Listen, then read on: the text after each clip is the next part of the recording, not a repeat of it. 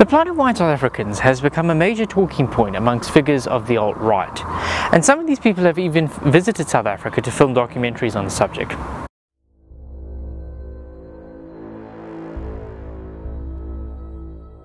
I'm in South Africa to find truth.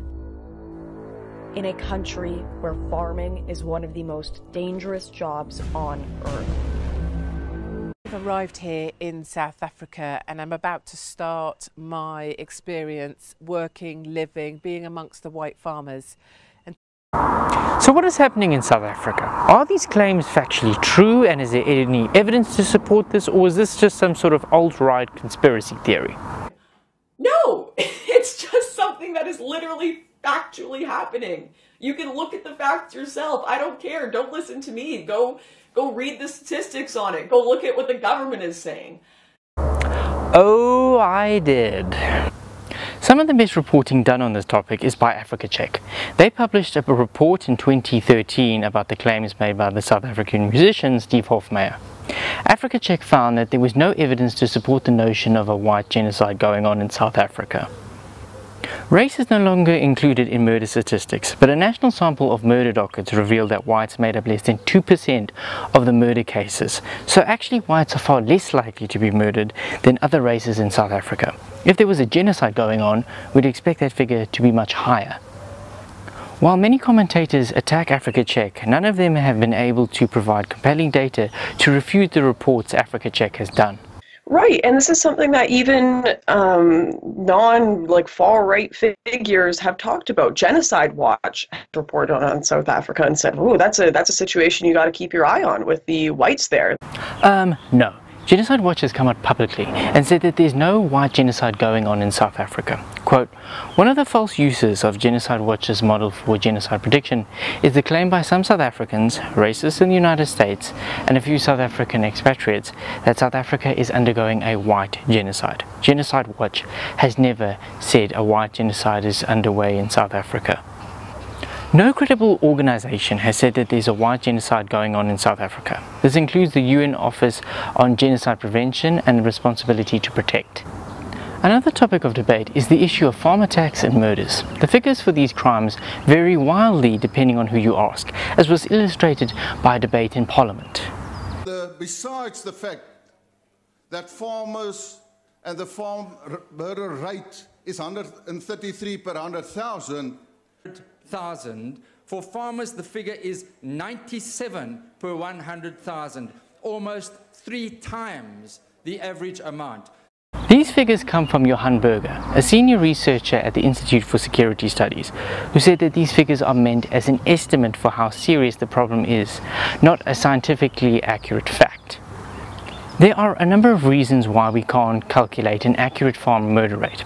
One is that we don't know the exact number of people on farms and small holdings. Secondly, the figures for these crimes may not contain all the attacks or murders on non-farmers, so it could actually be an underestimate. What we do know, based on a report published in 2003 from a committee of inquiry, is that nearly 90% of these crimes are motivated by robbery. It is possible that the current political rhetoric in South Africa has contributed to the level of violence in these crimes, but there is no evidence of some organized plan to attack farmers.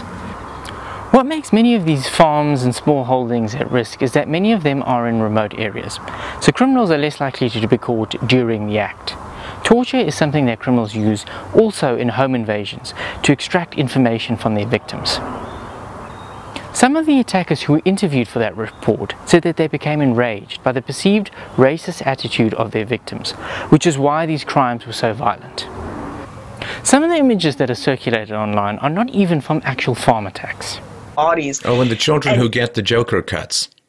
Yeah, right. There's a picture of a little girl with her face just cut up to her ears, and you look at that and think, how can you, as a decent moral human being, say that was a burglary gone wrong and not that this was a wicked murder, that this was an evil murder inspired by hatred and anger and some messed up sense of revenge? How can you not honestly admit?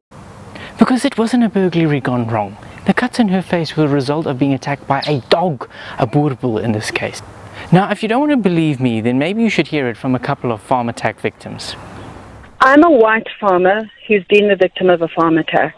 And I don't think they are attacked because they are white. They're attacked because of the remoteness of where you live, you're more at risk. They're attacked because most farmers have cash and they have guns. They're attacked, sometimes it's an inside job by poorly treated staff or fired staff. Sometimes those incidents, my incident, devolved into racial tension. And I still maintain that that is not, I wasn't attacked because I was white. It devolved into racial tension because racial tension exists in this country. It exists on a fundamental, deeply entrenched level, where when we are faced with somebody behaving aggressively towards us and they have a different color, our reaction, I still think, is different to when a person of the same color behaves aggressively towards us. White people have been raised to fear the black stranger. It comes out. It came out in my attack, and it's something, you know, I've grappled with for years. Yes. She's not the only one.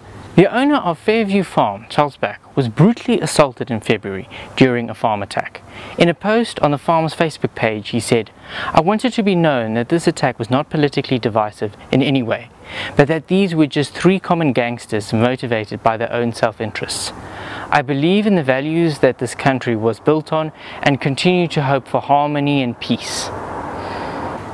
What seems kind of strange to me is that hardly any of these videos and documentaries seem to make use of this information.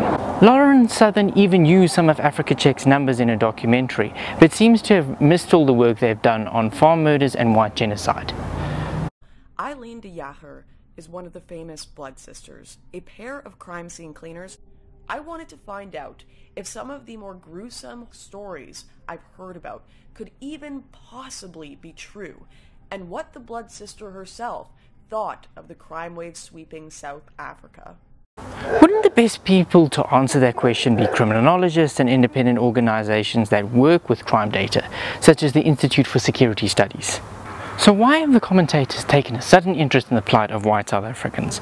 Well, I think maybe you should hear it from them. What I think it's very clear, Lauren, as to why they don't want to talk about it is they don't want to goose whites in the West about what's going to happen with population replacement. Yes. They don't want whites in the West to look down the tunnel of time and say, oh, so when we become a minority, we're going to have to hide with guns by our bed and under our pillows. I don't believe that any of these people care about white South Africans. They're using this story to show people living in the West what happens when white people become the minority. It's a lot easier to justify why you don't want refugees coming into your country. They rely on the fact that most people know nothing about South Africa and so probably won't bother to fact check any of the claims that they make. Violent farm attacks are a real issue in South Africa. None of what I'm saying is an attempt to downplay the situation, but turning this into a polarizing issue will do nothing to help the people who are affected by this.